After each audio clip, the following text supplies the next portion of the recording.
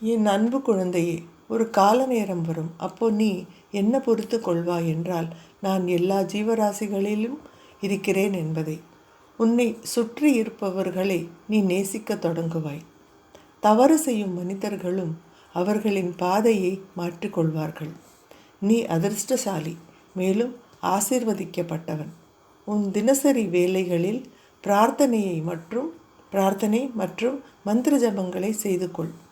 எனக்கு தினமும் ஒரு டம்ளர் தண்ணீரை கொடு. உன் பூஜை முடிந்த பிறகு அந்த தண்ணீரை என் பிரசாதமாக நீ எடுத்துக்கொள். முயற்சியின்றி உன் வாழ்க்கையில் நேர்மறை எண்ணங்கள் வந்துவிடும். ஆனால் யாருக்கும் உன் கைரேகைகளை பார்க்க சொல்லாதே. மேலும் உன் வருங்காலத்தை பற்றியும் கேட்காதே. இவை தவிற்றுவிடு. உன் எதிர்காலம் மிகவும் பிரகாசமாக இருக்கு.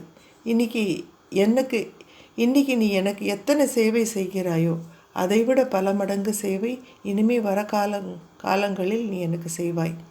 மகிழ்ச்சியுடன் இரு. என் ஆசீர்வாதம் எப்போதும் உன்னுடன் இருக்கு.